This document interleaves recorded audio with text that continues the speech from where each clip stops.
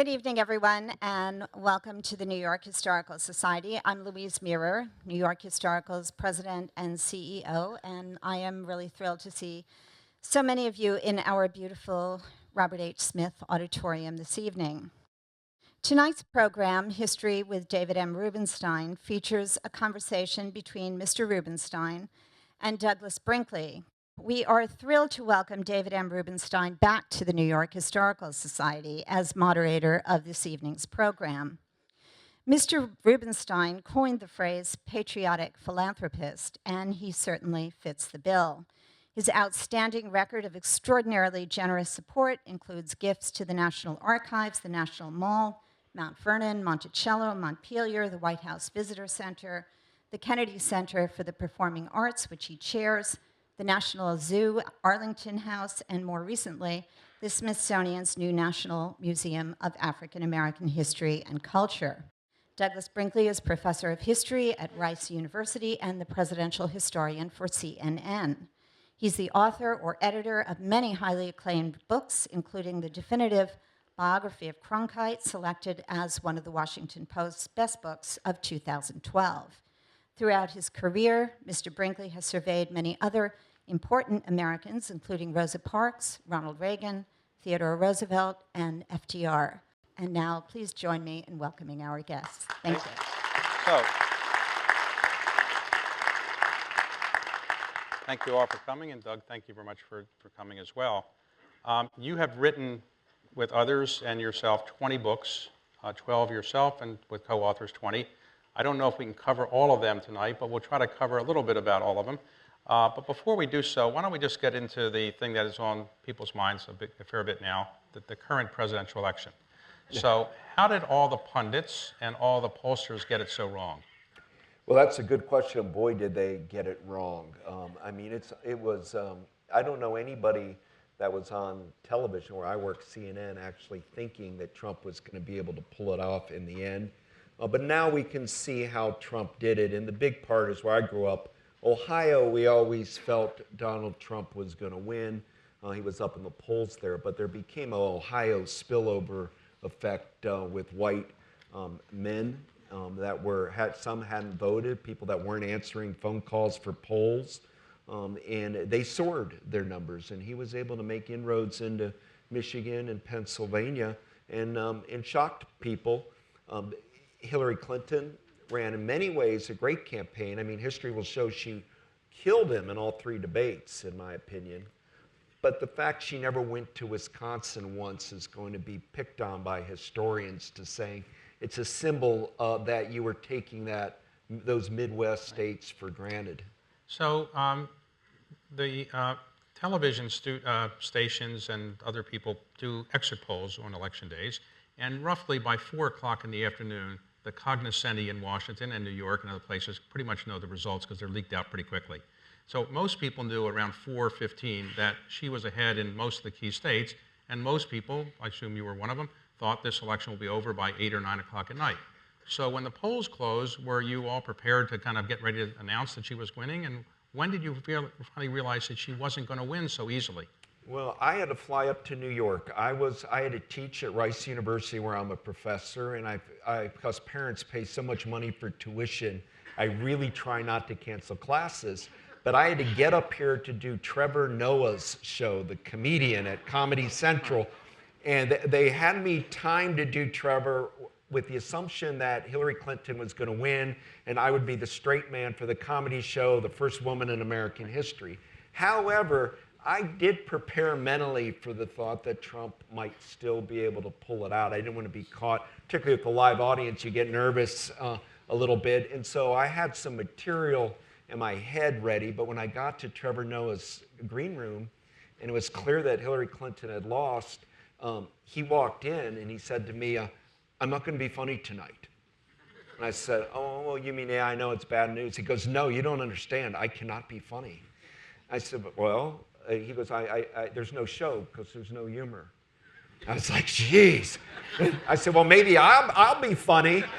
And he said, please, try, go. Honestly, God bless you if you can. But there was that mood around Trevor Noah's show. Shauna, one of the producers there had worked with the Clinton Foundation also. It was very wrapped up in the campaign, and that was a sad night. And then I had to run in CNN and just do it 1 in the morning, 2 in the morning, 3 in the morning, waiting for Hillary Clinton's concession speech, which John Podesta really gave instead of her. So we all know now that Hillary Clinton won by maybe as many as 3 million more popular votes, but she lost the electoral vote, and the Electoral Vote College is today, but we know that he's won. Why do we really have the Electoral College? Why did the Founding Fathers, when they were drafting the Constitution, not say popular vote is the most important thing? And should this be changed? Some people call for it to be changed. They usually do that, happen heavy after 2000. Democrats were furious that Al Gore won the popular vote, yet he wasn't president. We see that repeating itself right now.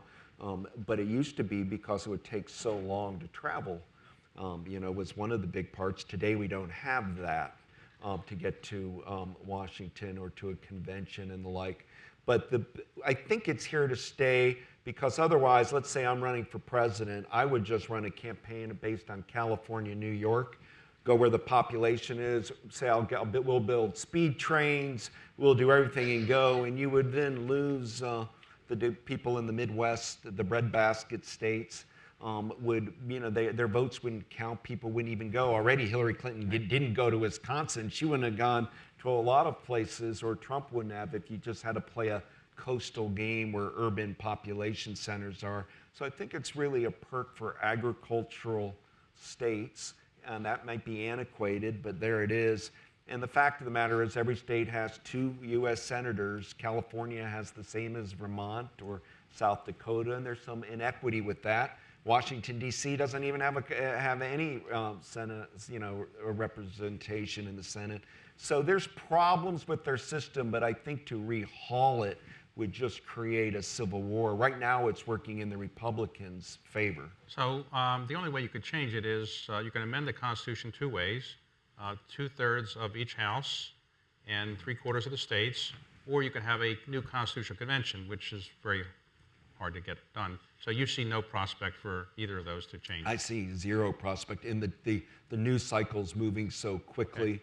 Like tonight we see what's going on in Berlin and what's going on in Turkey, and that once Trump's in the White House, I think some of that energy to scrap it or do what you're suggesting will dissipate. Now, President-elect Trump, has he called you for your sense of history and? No, I went and saw a guy named Michael Kranish, who's a great reporter for the Washington Post.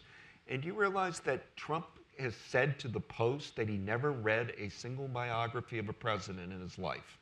Not one Lincoln book when he was 12. He claimed he's never read a presidential biography. Barack Obama, all he does is read presidential biographies. He's really a great connoisseur. We would visit with him, Doris Kearns Goodwin and David McCullough and I, as a group of historians. We go to the White House with President Obama and just talk about James K. Polk and Theodore Roosevelt, and it was very hard to stump him on something that he didn't know. So the contrast between Trump and Obama in that regard is immense. Harry Truman, alas, never went to college, but boy did Truman read biography. I mean, he probably was read as much as anybody on American history. So I worry that Trump has a history deficit disorder. So you think he might be calling you to repair that disorder? He's going to be our president, and if he ever asked me to come to the White House, I would gladly go. If they're ever asked on a special event, 50th anniversary or something, I just feel it's patriotic duty, but I have a great feeling I'm not going to be invited anytime soon. So 2 more questions before we get off of the current situation. Talk about the transition. You're familiar with presidential transitions, and as you know, they've become more complicated than they used to be. But in this one, how would you judge this transition relative to others that you have observed? Considering how this whole 2016 went down in such a bizarre and strange fashion, the transition's going along fairly well, all things considered. By that, I mean not just the Obama-Trump dynamic, but the staff, the Obama White House really is trying to help the Trumpians get in ready for taking over soon. However, there's no love lost. I mean, for Barack Obama, Donald Trump's a nightmare that he came in. There have been worse presidential transitions, but not with the sourness in the country. Obviously, when Lincoln came in 1860, and he wasn't even on the ballot in southern states, and so much of the country thought he was a fake president, and that transition from Buchanan and to Lincoln is rough. FDR so much didn't like Herbert Hoover that he wouldn't allow Hoover Dam to be on the dam. FDR said it must be called Boulder Dam. I want nothing named after Herbert Hoover. And we all know, on the other side of the equation, Jimmy Carter and Gerald Ford had such an incredible transition. However, Carter and Reagan's transition was awful. Carter used to say, I cannot believe Reagan just wouldn't pay attention to the briefings. And Carter was doing that micro-organizing stuff. Well, I remember what actually happened, and I was in that administration. Jimmy Carter prepared, as he always did, assiduously to meet Reagan for the first time. And Reagan came in, and Carter had all these notes and secrets and everything. And Carter said, would you like to take notes? And he says, no, but if you want, you can just turn over your notes to Ed Meese and give them to him. And Carter was a little surprised. But anyway, finally, on the first 100 days, under FDR, the first 100 days became significant. Do you think it's important for a president to do something in the first 100 days, and would you expect to see a lot in the first 100 days under Trump? Well, FDR made that 100 days almost a trademark. At CNN now, we're doing a 100 days documentary on Reagan's 100 days. What happened during that 100 days? Well, remember in the inauguration, all of the hostages got released from Iran right when he got inaugurated, but then he got shot in March of '81, and that created a whole new dynamic there. Barack Obama came in his first 100 days, he inherited the Great Recession, and as you all know, he had to find our way out of that. And FDR had just a blank check back in 1933 when he got in because of the Great Depression. So I think Donald Trump's going to have a hard time having much of 100 days because of the foreign affairs situation, the rethinking, getting people in gear. But we'll see. I mean, he has the advantage of a Republican Senate, Congress. We'll have to see how his appointments vet on a public sphere. I don't think the Democrats are going to be able to stop most of these appointments, but maybe one they will, and it'll be interesting to see who they aim their ire at. Well, by the way, on Obama, I know that you and some other historians have seen him from time to time, and you mentioned that. Tell us why he's moving to New York City. Not that people in New York don't want him, but why is he moving to New York? Well, President Obama loves this city. I mean, when he was in Columbia University, it really was, I feel, as a scholar of him, his intellectual awakening. He had read Invisible Man by Ralph Ellison, a novel which kind of opened his eyes to a lot of things. But more than that, he loves the pulse, the cultural aspect. So I suspect you will be seeing them here, but also the fact of his, he'll also be spending time out in California and Hawaii. But remember, President Obama's a Nobel Prize winner. You've got the United Nations here. He likes talking to different world leaders and countries that you wouldn't sometimes expect, not just the big countries. But he's a writer. He makes his money on writing. When he leaves the presidency, he's going to write a couple of books, get paid a lot of money, and he's going to write those books, he told me himself. He's not that satisfied with the jobs that Bill Clinton or Nixon and others did, but he wants to do it like a piece of art, a real great piece of writing, something that's enduring, like the autobiography of Frederick Douglass or Dean Acheson's President at the Creation. So I think he'll reinvent what a presidential memoir will be and make it, only Ulysses S. Grant's memoir we think is a real great piece of work, art. And I have a hunch that President Obama will pull that off. By the way, Ulysses S. Grant's autobiography is considered the best by anybody who's been a president, though he didn't write it about his presidency. But how did a general, not that generals aren't smart, but they're not usually literate figures, how did he write such a wonderful book? Did Samuel Clemens really write it for him? That's a great question. That was his publisher. Yes, and Samuel Clemens helped him a lot. But the real deal was Grant used to have to write these military reports. And he got a reputation in the Union Army of writing the best reports of anybody. And in those reports, you had to learn to be very accurate. This happened on this creek, and this happened in this. But he became a brilliant practitioner of the memo, if you like.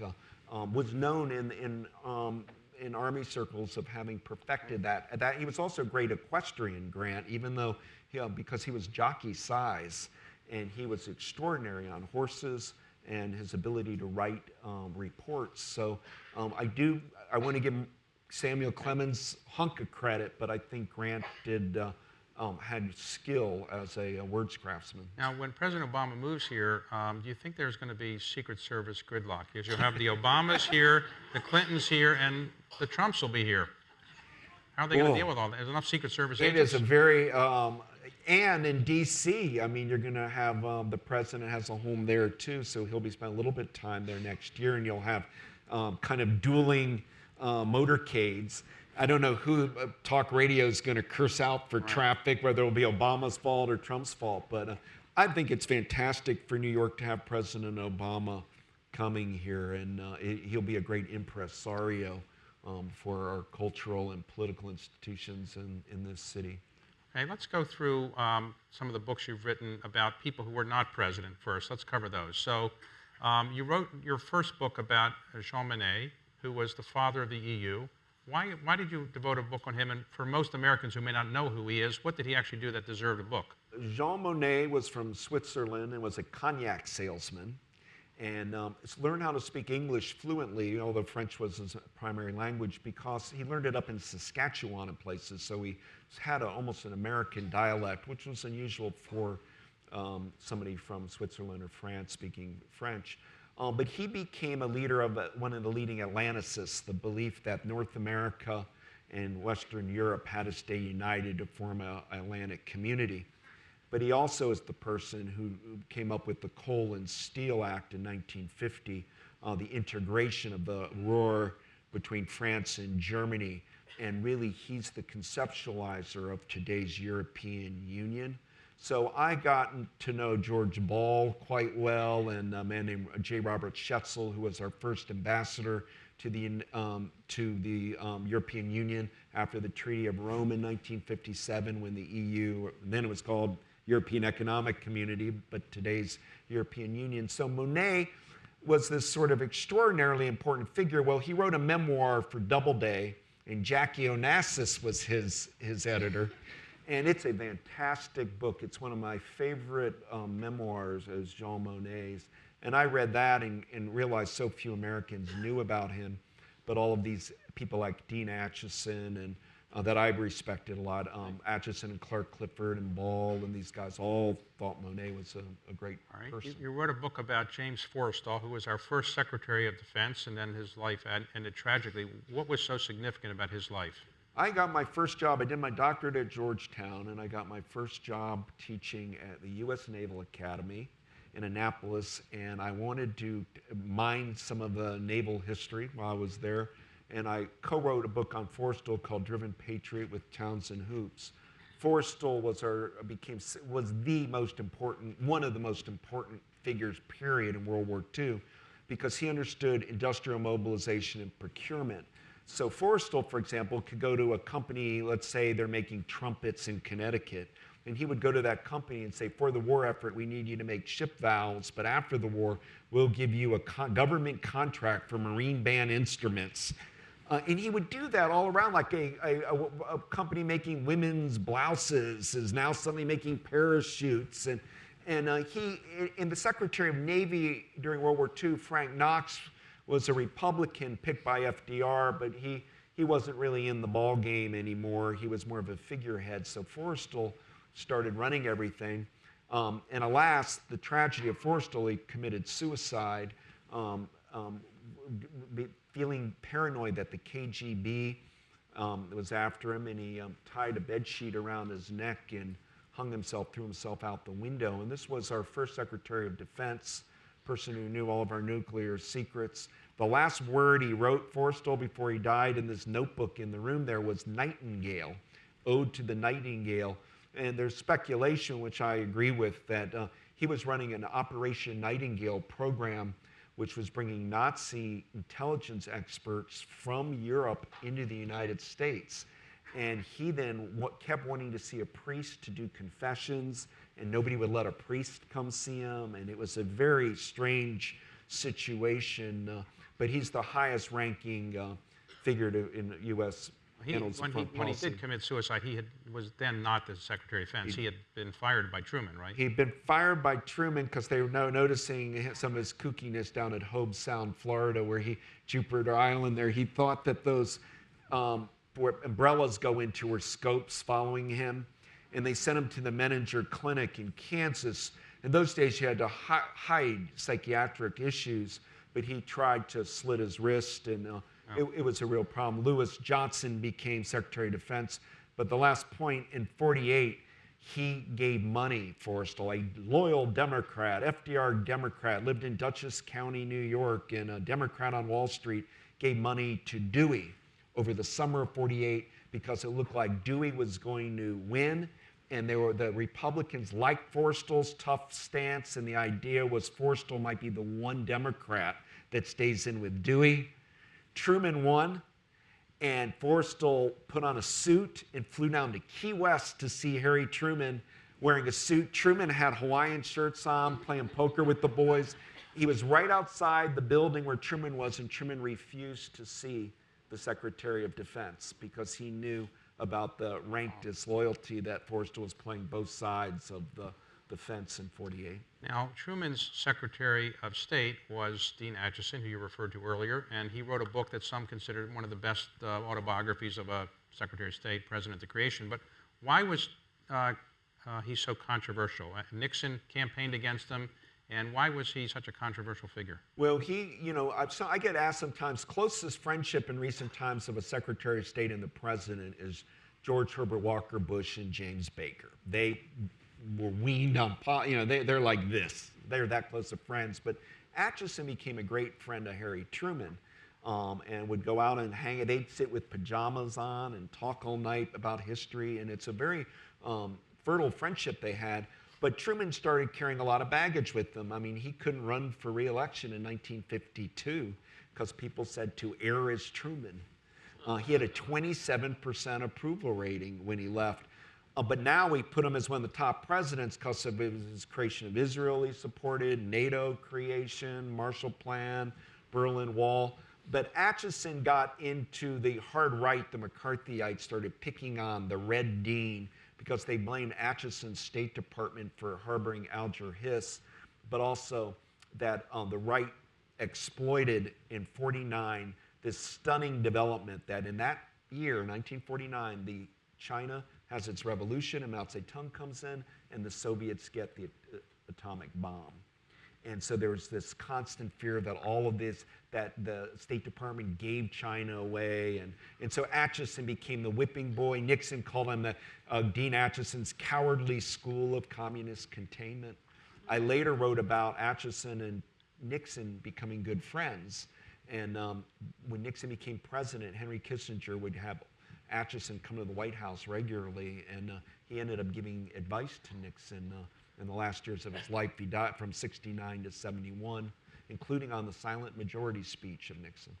So you wrote a book about another non-president named Henry Ford. What propelled you to write a book about him? And tell us, was he actually a genius that invented anything, or what was his real skill?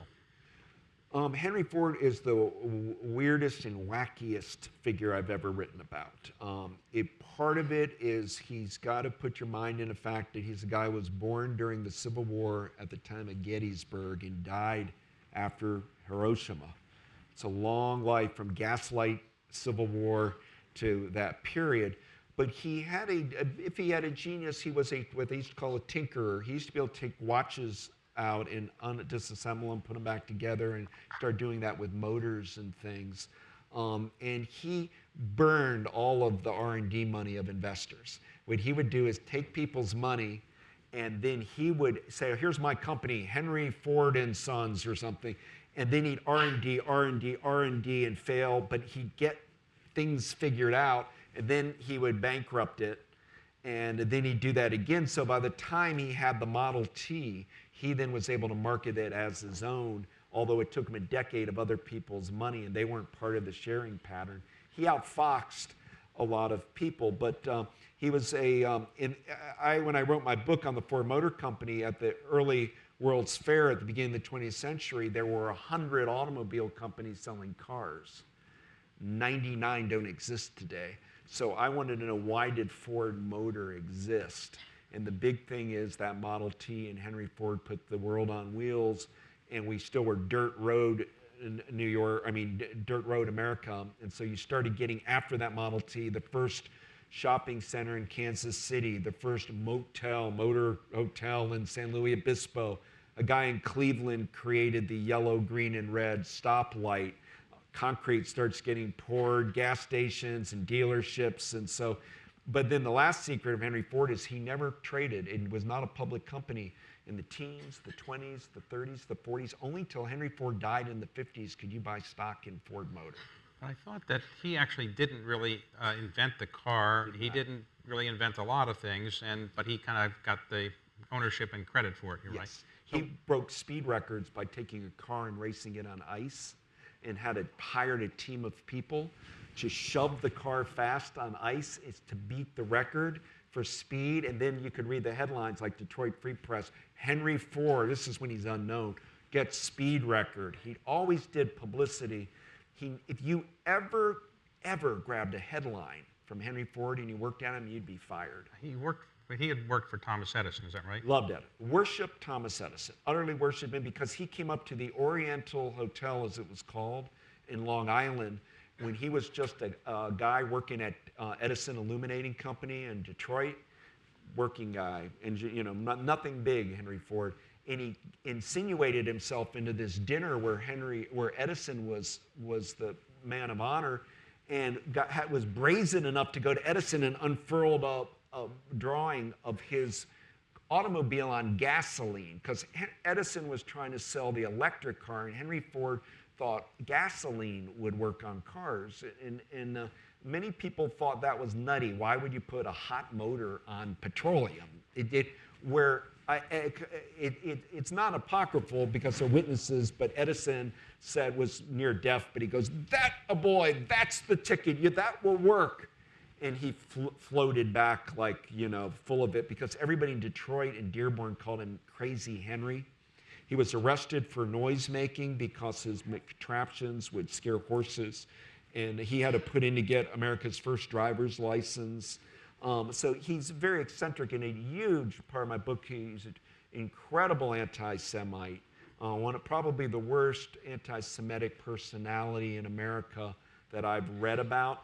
Conversely, if you were African American, he'd pay you the same wages as a white person. That's why so many Alabama African Americans moved up to Detroit, because Henry Ford would pay him the same amount. So he's a deeply confusing figure. What drove that anti-Semitism? What was it, anti-banking kind of thing? It was anti-banking, anti-New York City, anti-Wall Street, and it was a brand of agrarian populism of that period. It was ripe in rural Michigan. He also fantasized about returning to pastoral America, even though he's the one that built the Rouge and Highland Park and all of this. So you've written two books about, or worked on books, two counterculture figures.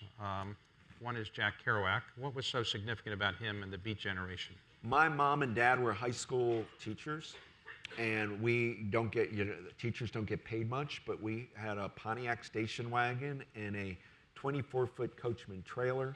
So by the time I went to college, I'd been to most of the national parks, presidential libraries, around the United States, and I loved the road. I still planned trips with my atlas.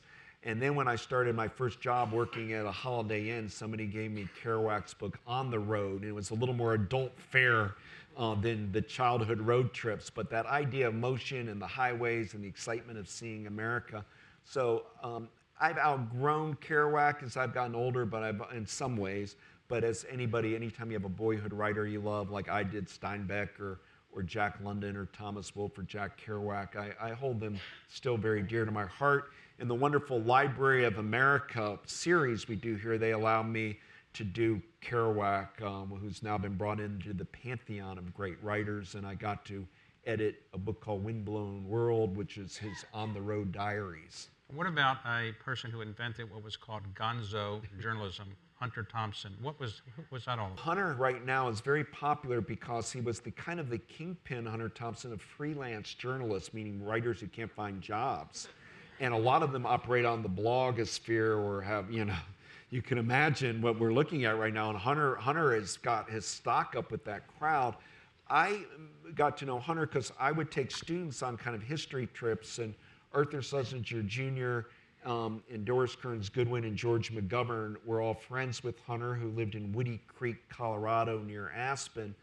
And I had students reading books, and I had them read Fear and Loathing in Las Vegas.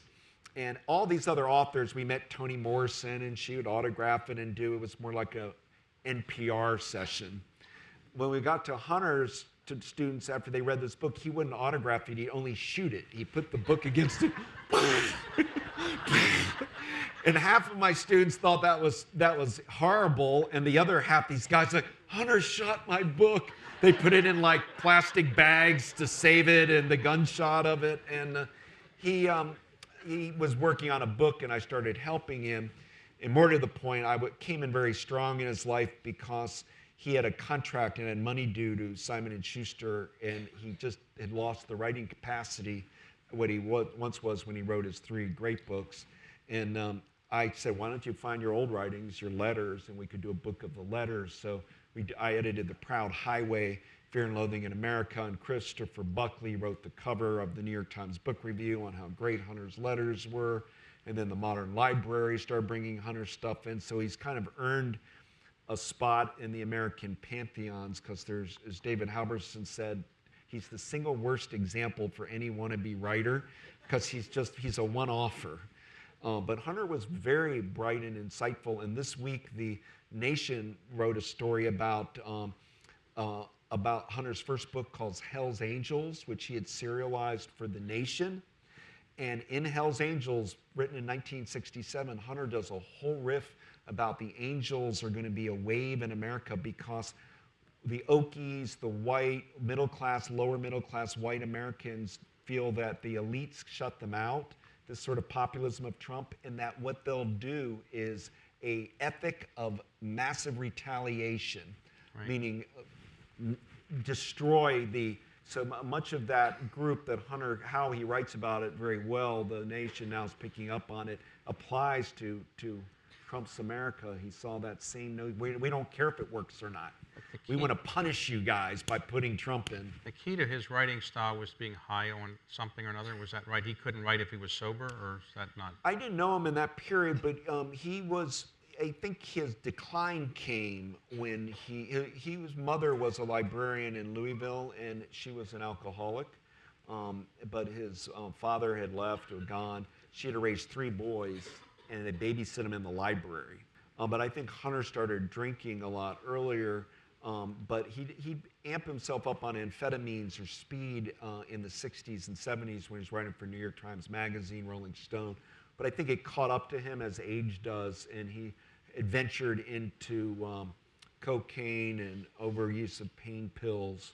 So he ended up committing suicide at 67 years old in Woody Creek. But he's credited with creating this style of gonzo writing, and Fear and Loathing in the Campaign Trail 72, Hell's Angels, and the Vegas book are considered kind of classics. He had a voice, and writing's very hard to have your own voice, and Hunter created a voice. If you read a page of anything of his, you could go, that's Hunter Thompson. And something that a lot of writers have trouble with. Norman Mailer, you can feel. I mean, there's certain writers that you know who it is, and Tom Wolfe, you can know who it is. But Hunter was one of those.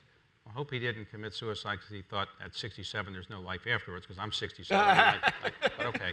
So he had a bad hip surgery, which got him very depressed. So let's talk about Rosa Parks. What did she do that was so novel? Well, Mrs. Parks, one of the interesting things, I decided, I took these inner city students on a civil rights tour, and we would go to Birmingham, Montgomery. A moment ago when I arrived here, I was talking to Andrew Young down in Atlanta on about, he's interested in a book he wants to on Atlanta. But I took students to meet all these civil rights icons. And we would go to Montgomery, and there was nothing to honor Rosa Parks, and we would go to her housing project. She lived at the time of her bus boycott of December 1, 1955, in a tiny cubbyhole, truly. She had no children, Raymond and her. It is so small and in such a bad kind of public housing project. And I just thought, my gosh, that we need to do something. And I realized nobody had written a book on her. Penguin Viking Press was after me to do one for this series that James Atlas was editing and doing. And I decided, well, why don't I do Rosa Parks since nobody's done her? And I then spent a lot of time in Montgomery and subsequently got to know her quite well. Went with her to Beverly Hills, but also Detroit. And she allowed me to accompany her when she got her Congressional Gold Medal. But her story is more complicated than just a moment of civil disobedience. She was longtime secretary for the NAACP and was sort of a freedom fighter for integration of public libraries and all way before the day when she got famous. And of course, she was 42 at the time of the bus boycott. Martin Luther King was, I think, 26 or something. And I asked her, well, when did you first meet Martin Luther King? And she goes, oh, he spoke at the Pilgrim Insurance Company in Montgomery. And I said, well, what, a big talk? She goes, oh, no, there were only about 5, 6 of us showed up. It was embarrassing. But then when I said, well, did you notice any greatness when he spoke? And she looked at me and said, no, all we kept saying is, God, is he good looking. Martin is so good looking. And she also later told me that King was way crazy on nonviolence. She believed if somebody punches you in the face, you punch them back. And that goes against some of the demure side of her. She could be feisty when push Not to minimize what she did, but it wasn't as if she was sitting there on the bus and somebody said, get up or give a seat to a white person, and she just said spontaneously no. It had been planned in advance, right? And everything was orchestrated, and it was decided in advance by the NAACP or somebody else that she would be the person that's doing this. Is that right? Not that exact day, but you're largely right. I mean, in the spring of '55, a woman named Claudette Colvin, this is all post-Brown versus Topeka Board of Education '54. So by early '55, NAACP and Thurgood Marshall's looking for a test case. And Montgomery is ripe, the bus system. And a woman named Claudette Colvin went in, sat, wouldn't move, had a Rosa Parks moment, got ejected, but she ended up, she was unmarried, unwed, and pregnant, and also swore all the time. So the NAACP and Marshall and the gang said, she's not our Supreme Court test case. That summer, Rosa Parks went to the Highlander Folk School near Chattanooga, Tennessee, where the song We Shall Overcome comes, and she took classes in Gandhian nonviolence. Emmett Till was killed in the fall. She had been trained. She was ready to go. She did not know December 1 was the day, but that driver, Blake, screamed at her. In her language, she had learned like from Highlander, because when he turned around and said, move, you got to get out of here, and she said, I prefer not to. Look at that language. I prefer not to. You're not going to put the burden on me. I prefer not to. And then he said, well, I'm going to call the police and get you arrested. And she said, you may do that. This is your problem. This is it. And so once she got to jail, because she had done all these youth corps things in Montgomery, she became the mother of the movement out of that. So let's talk about some of the presidents you've written about, and I'm going to save 2 of them at the end to deal with the environmental issues, but let's deal with President Ford. So did President Ford have a deal with Nixon to give him the pardon before he became? Great question. I could not prove it, but I did find, due to a New York manuscript dealer, Glenn Horowitz, who right before Gerald Ford died bought the Gerald Ford papers, and there are a lot of correspondence, or a handful, that Ford is writing Nixon very friendly right after the pardon. I mean, unbelievably friendly. I have to think they had it in sync, but he would not answer that they did, so it's still a bit of a mystery.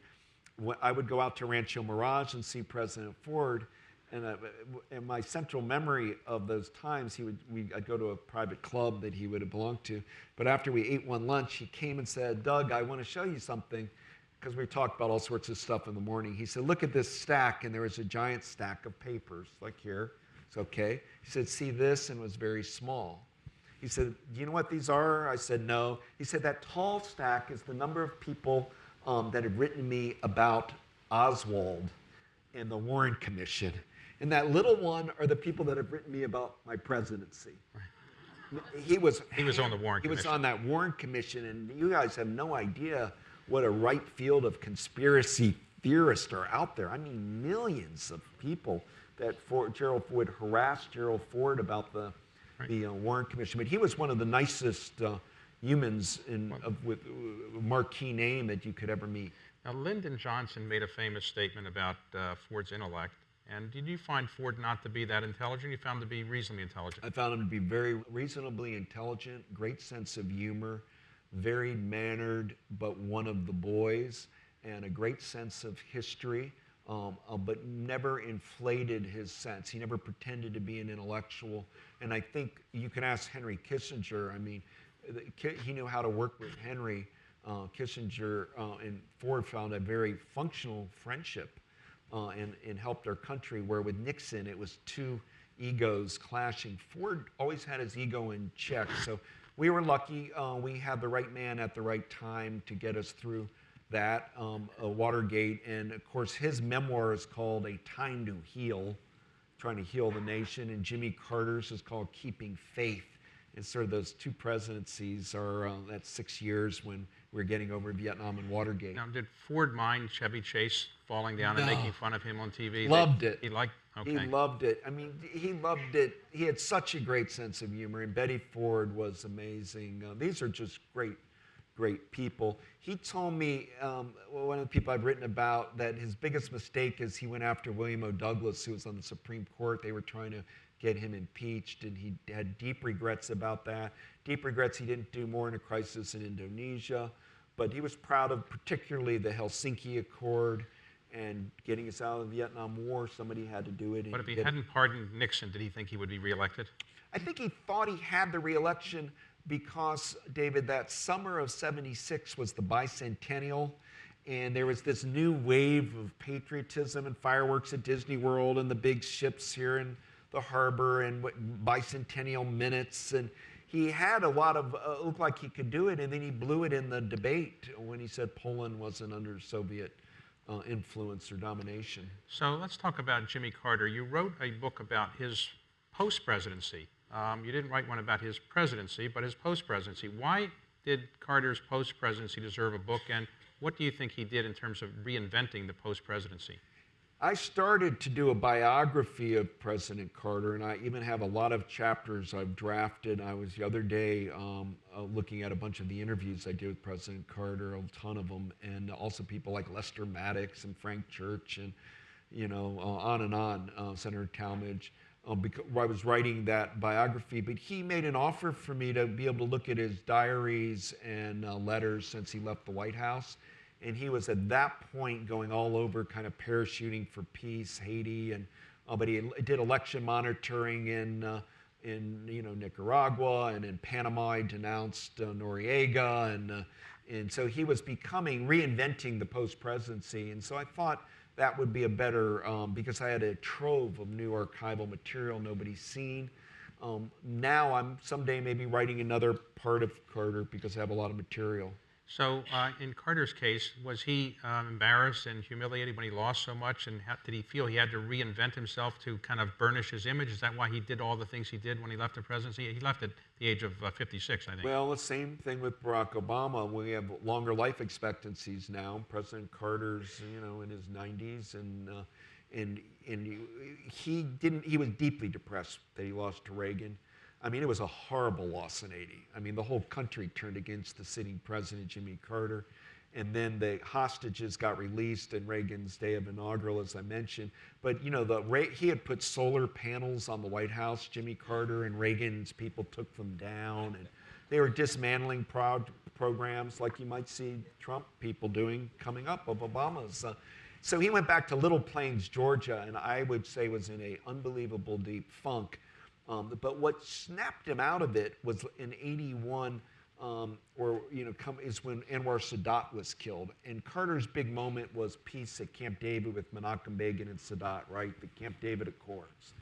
Well, there he saw brother Anwar, shot dead, because he was promoting Sadat peace with Egypt and Israel. And Carter recognized if Sadat could give his life for the peace process, I've got to step up, quit moaning, and dedicate my life to making global peace. And he saw his opening on these civil wars that go on in the world in places like Somalia or Chad, on, that the United Nations could not intervene in some of those. And he saw a role for the Carter Center to be a non-governmental organization promoting peace, free and fair elections, and he expanded that into fights against river blindness and guinea worm disease and other leprosy and other things. So you wrote a book about the Diaries of Ronald Reagan.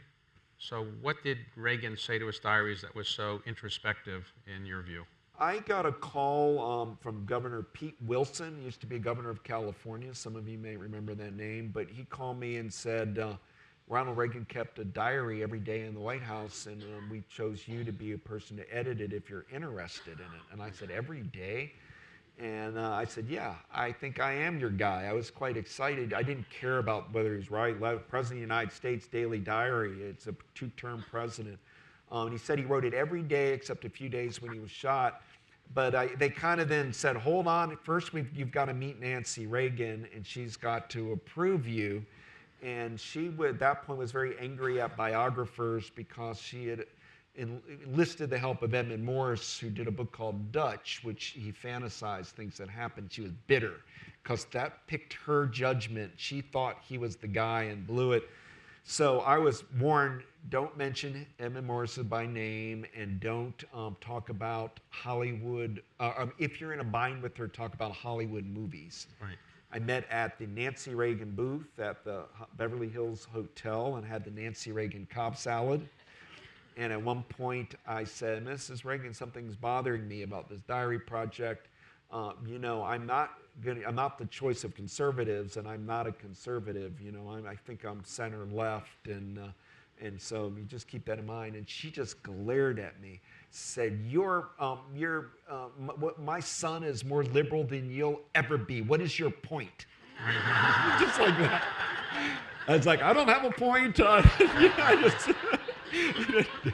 She could be a little bit intimidating, but then when she turned it over to me, it was fascinating. I became great, friends with her. I really learned to like her. We had a nice relationship, and sorry she passed. I went to the funeral earlier this year. It's hard to believe, but and did you notice his decline in the impressions of what he wrote when in the latter years? Was there any decline in mental capabilities that you could detect?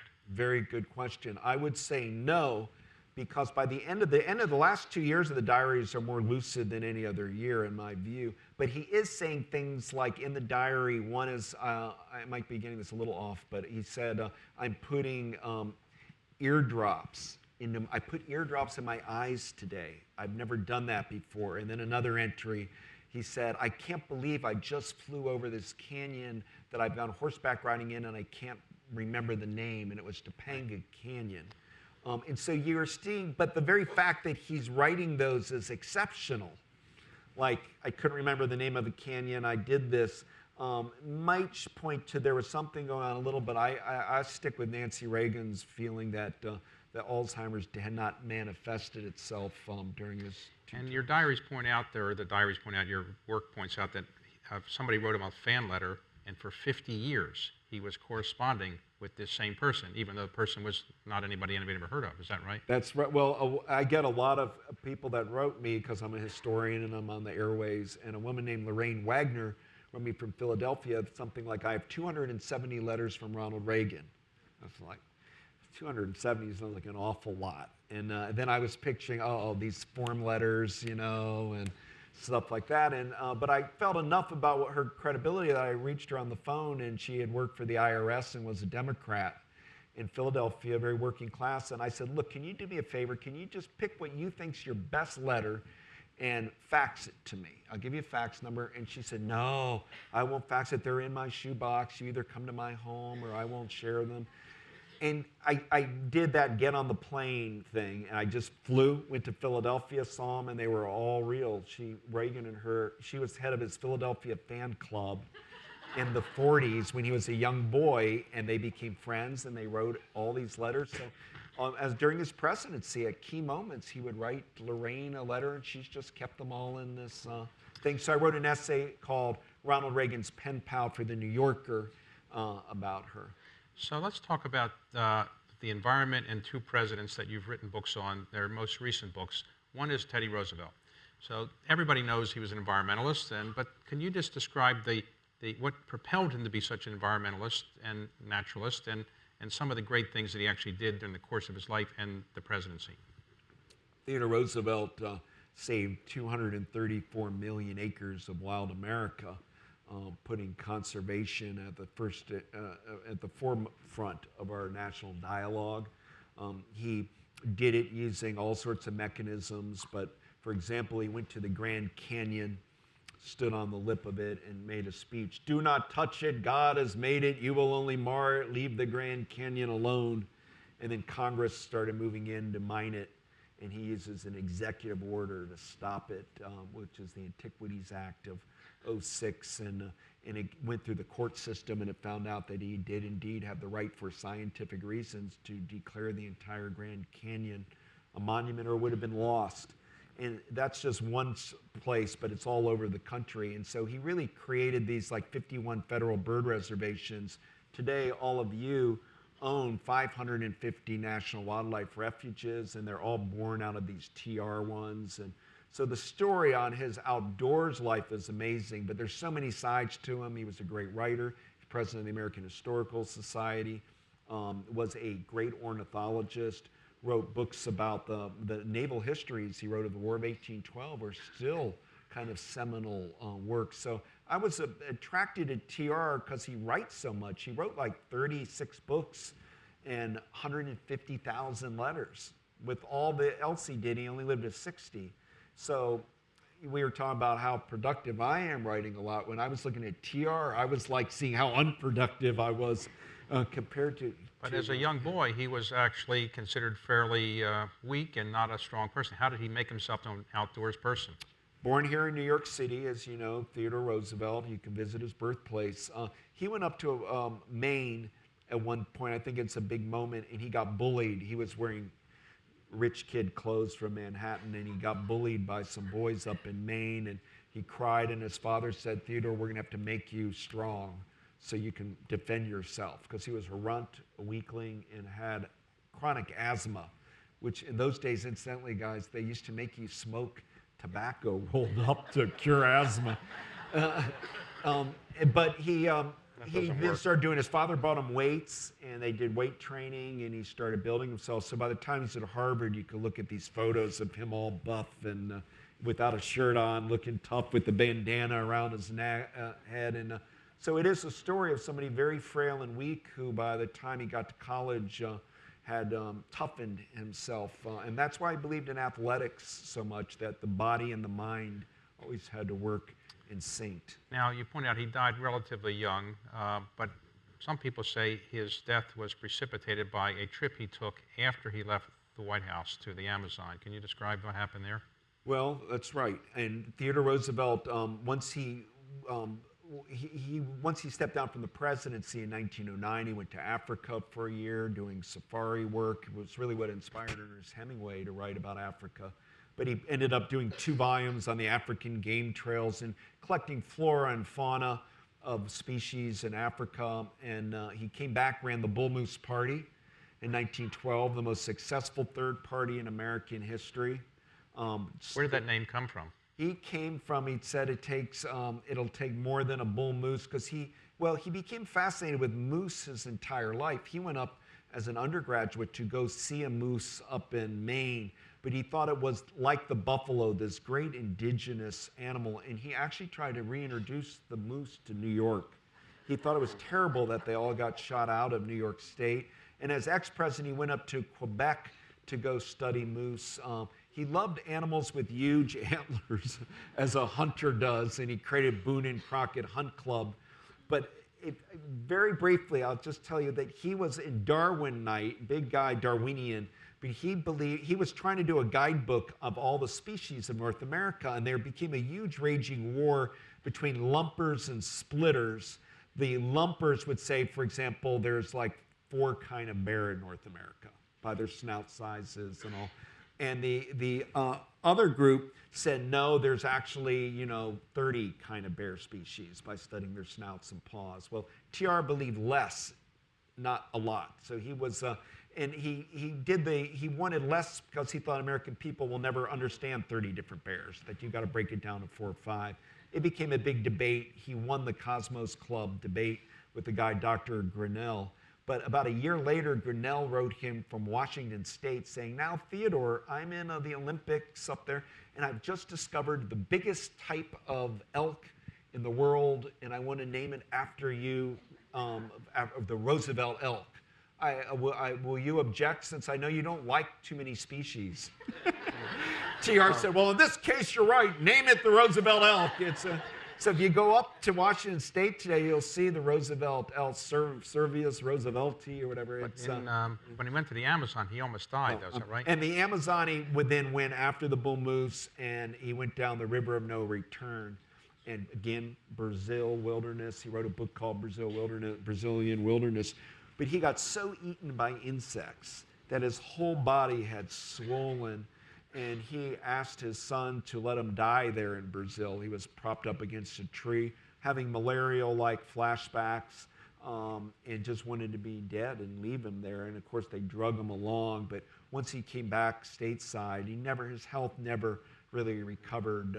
Whatever that type of malaria he had, he was a diminished man when he died at age 60 in 1919. So your most recent book, which I have here, and I just finished reading, it's an excellent book about somebody that we don't recognize as having done as much for the outdoors as you point out in this book.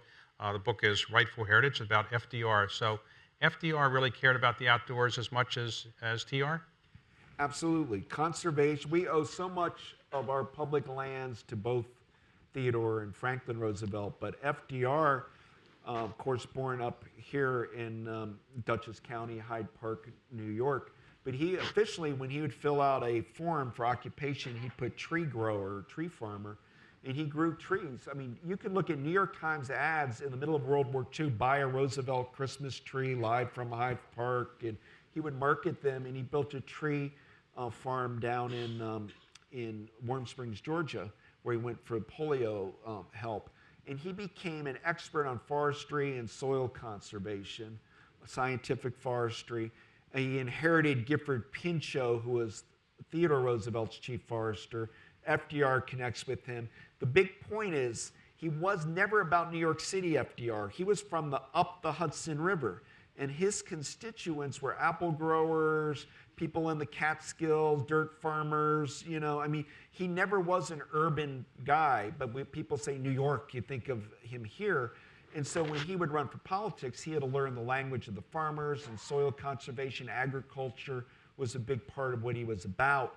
Hence, when he becomes president in 1933, his first pet New Deal program is the Civilian Conservation Corps, where he puts 3.4 million unemployed men to work, making $1 a day between 1933 and 42. They planted trees, they stocked ponds, they fought soil erosion, they saved swamps, they created migratory bird habitat, hiking trails, amazing public works project, the CCC, and I write a lot about it in this book. So let me finish, if I could, on a book that you wrote about before this book. But it's a very interesting book. You spent some time in New Orleans, and then New Orleans suffered under Hurricane Katrina. Could Katrina have been less impactful if government had taken better steps? And why do you think President Bush handled it the way he did, and maybe could have handled it better? What should he have done differently? I was a professor at Tulane. Hurricane Katrina hit. We did not evacuate because I thought I had a vertical evacuation.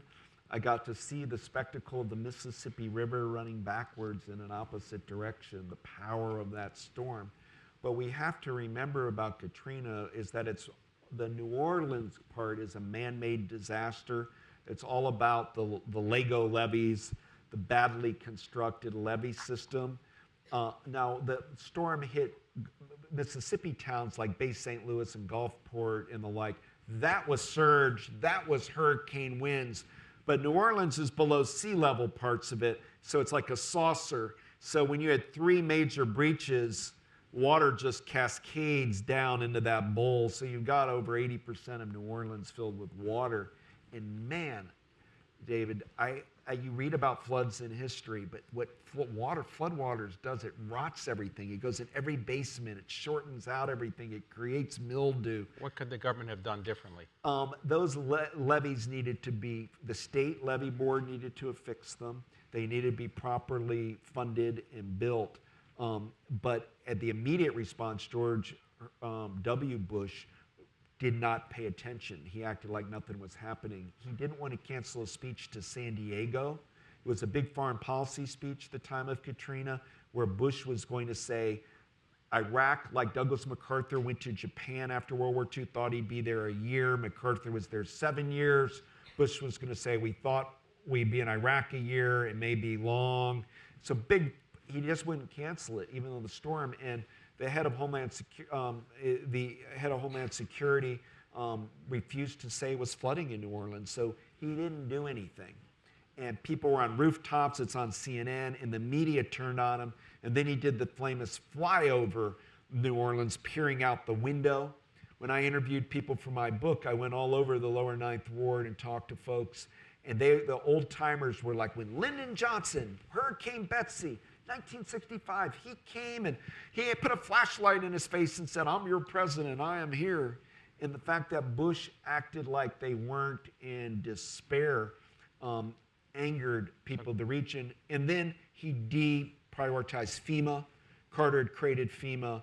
Bush had put it into Homeland Security, treated it like the redheaded stepchild, defunded it largely. So when FEMA help was needed, there was nothing. But if a Katrina-like storm came again, is New Orleans better prepared today? Slightly. Slightly.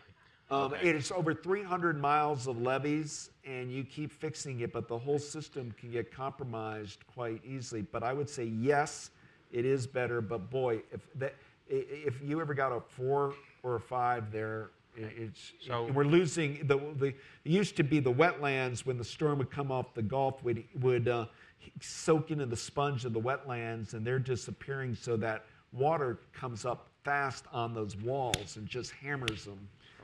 It's a problem. Final question. If all the people you've written about, if you could have dinner with any one person, who would you want to have dinner with? Theodore Roosevelt. And the reason I say Theodore Roosevelt is I had terrible asthma as a boy too. And I used to have to live with air, and I remember cities I had to go to a hospital, I had respiratory problems. The fact that he overcame them really influenced me a lot when I was growing up, and I'd read childhood biographies of him.